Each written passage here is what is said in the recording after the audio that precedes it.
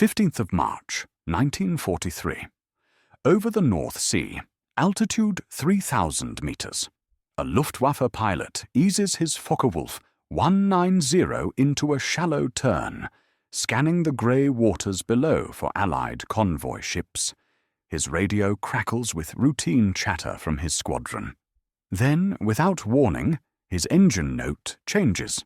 Not dramatically, just a subtle roughness, a hesitation in the rhythm that every pilot knows means trouble. He checks his gauges. Oil pressure, normal. Temperature, normal. Fuel flow, steady. Yet the sound persists. That troubling irregularity that suggests mechanical failure is imminent. He banks towards the coast, abandoning the patrol. Better to land early than ditch in the freezing North Sea. On the ground, mechanics find nothing wrong. The engine runs perfectly. 3 days later, it happens again, and again the week after. The pilot begins to wonder if he's losing his mind. He isn't. He's experiencing the effects of a British innovation so subtle, so psychologically devastating, that its existence remained classified for decades after the war ended. The problem facing British intelligence in 1942 was deceptively simple.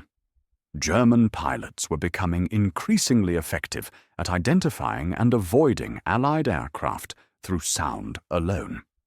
Experienced Luftwaffe crews could distinguish a Rolls-Royce Merlin from a Daimler-Benz engine at considerable distance, could identify Allied bombers by their characteristic engine synchronization patterns, could even estimate altitude and heading from acoustic signatures.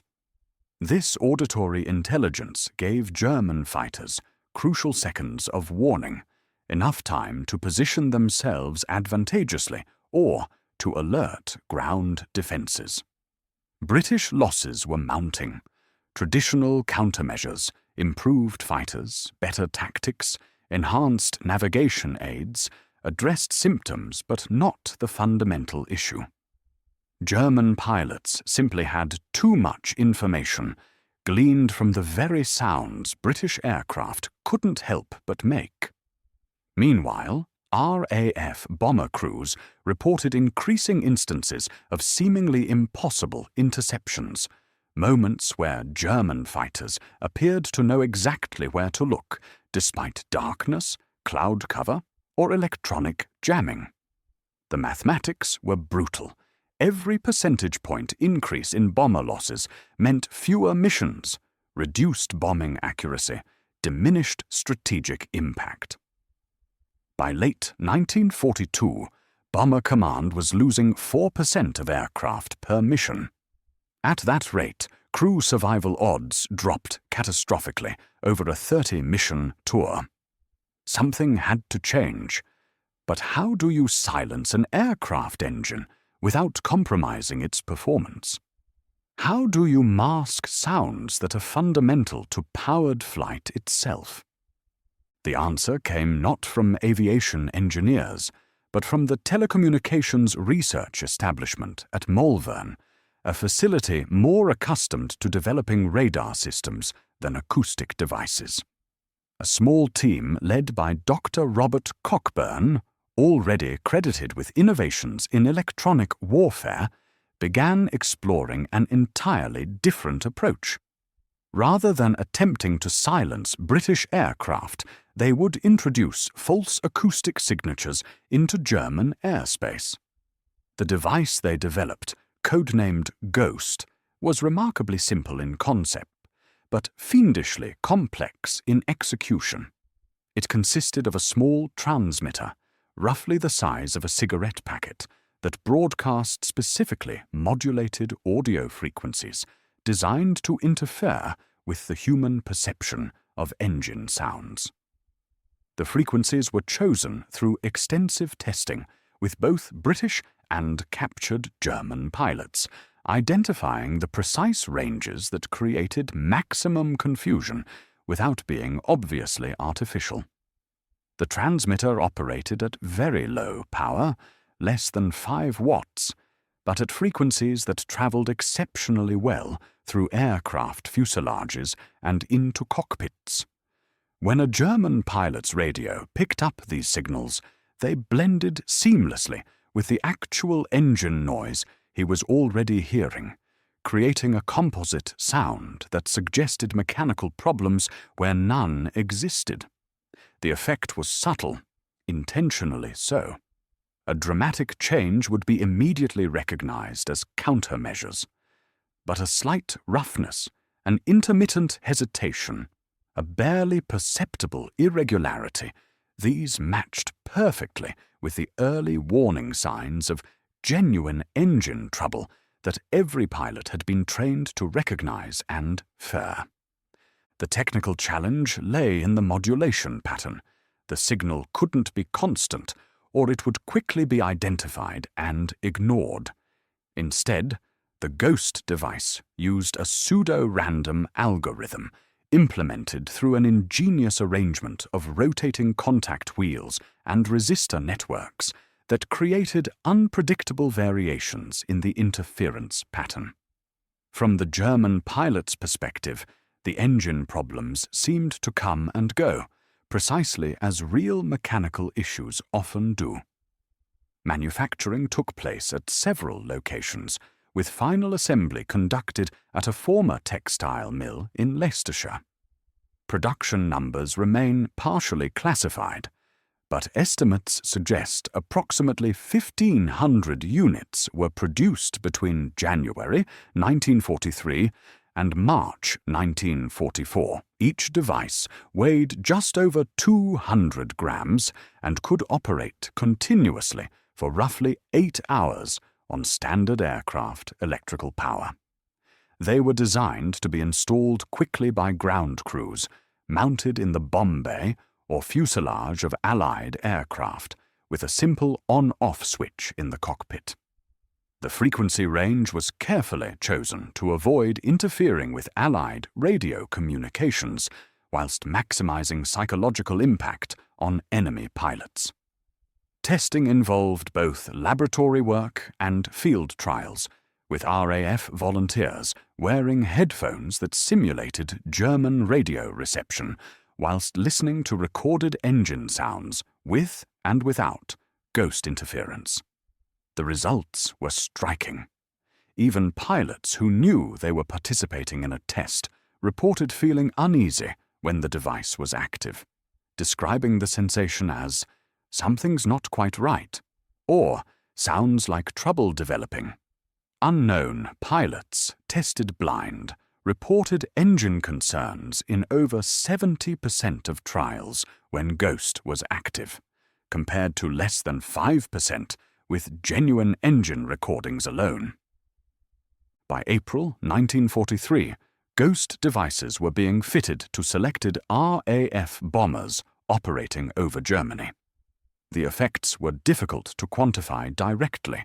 There's no reliable way to count enemy fighters that never took off because pilots reported mechanical concerns, but several indicators suggested the system was working.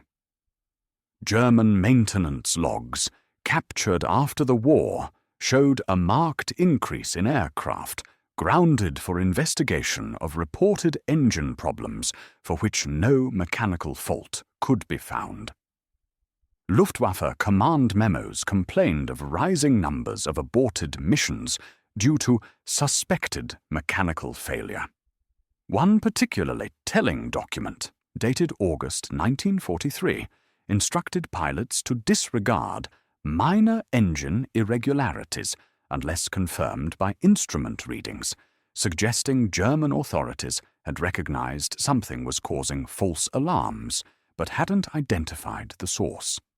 British intelligence intercepts revealed increasing frustration amongst German aircrew about unreliable engines, despite Daimler-Benz production quality remaining consistent.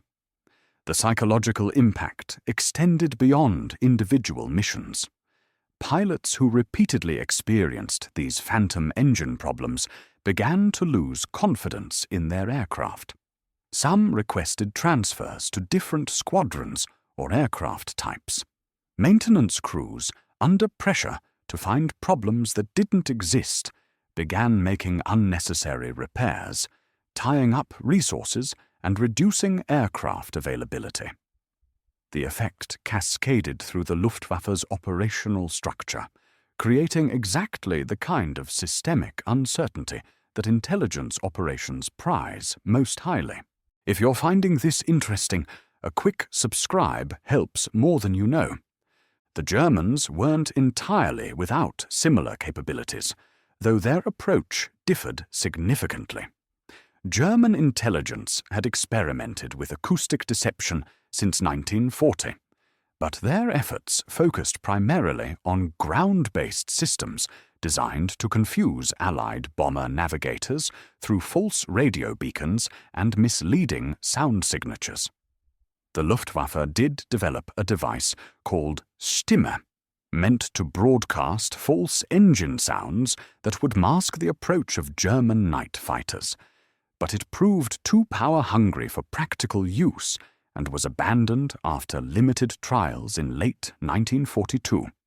Records suggest only 37 Stimme units were ever produced, and none saw operational deployment beyond testing.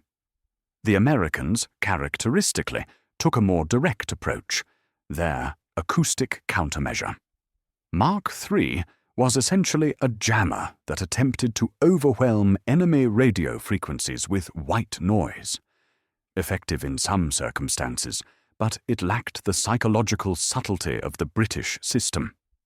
The American device weighed over 3 kilograms, required dedicated cooling, and consumed enough power to noticeably drain aircraft electrical systems. Only specialist aircraft carried them, and their use was restricted to specific high-priority missions. The British Ghost system, by contrast, could be fitted to any aircraft with minimal modification and operated without crew intervention beyond the initial activation. Its low power consumption meant it could run throughout an entire mission without impacting other systems. Most importantly, its effects were cumulative. The more missions that carried Ghost devices, the more widespread the reports of phantom engine problems became amongst German pilots, creating a self-reinforcing cycle of uncertainty and doubt. The broader impact of Ghost technology is difficult to isolate from other factors affecting the air war in 1943 and 1944. Bomber command losses did decline during this period, falling from 4% per mission in late 1942 to roughly 2.8% by summer 1944. How much of that improvement stemmed from Ghost devices, how much from other electronic warfare systems, improved fighter escorts, better tactics, and declining Luftwaffe strength remains unknowable. Post-war interviews with former Luftwaffe pilots suggest the psychological effect was real. Multiple pilots described a growing sense that their engines were unreliable, a concern that couldn't be shaken even after repeated successful missions.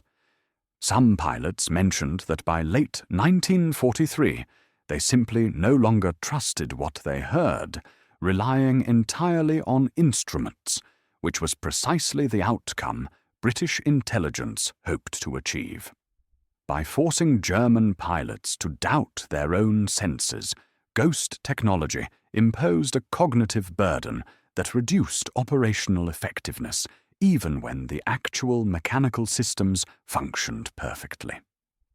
The concept influenced post-war electronic warfare development significantly.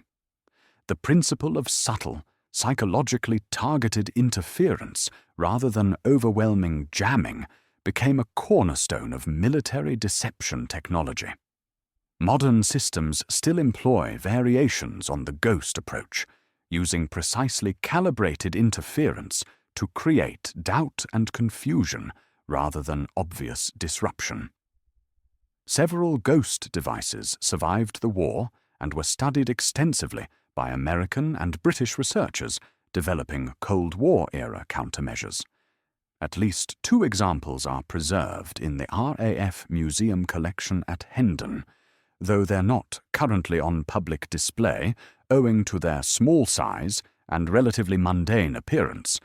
They look essentially like radio components from the period, unremarkable until you understand their purpose.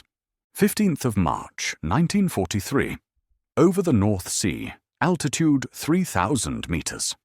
A Luftwaffe pilot eases his Focke-Wulf 190 into a shallow turn, scanning the grey waters below. His radio crackles. His engine note shifts just slightly.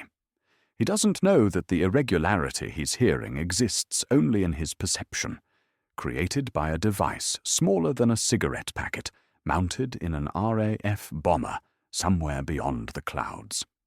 He doesn't know that his doubt, his hesitation, his decision to abandon the patrol and return to base is exactly what British intelligence officers planned for in a converted textile mill in Leicestershire. He knows only that something sounds wrong, that his engine cannot be trusted, that the safest decision is to go home. He banks towards the coast. The convoy passes below, unmolested. The bomber continues on its mission. And in that moment, in the space between what was real and what was merely heard, a small British device achieved what armor and guns couldn't. It didn't destroy the enemy. It didn't need to.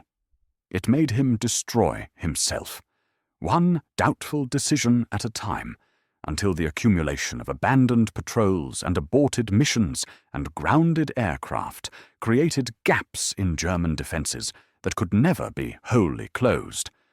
The Ghost wasn't a weapon of destruction. It was a weapon of perception. And in war, perception often matters more than reality. The pilot lands safely. His mechanics find nothing wrong. They never do.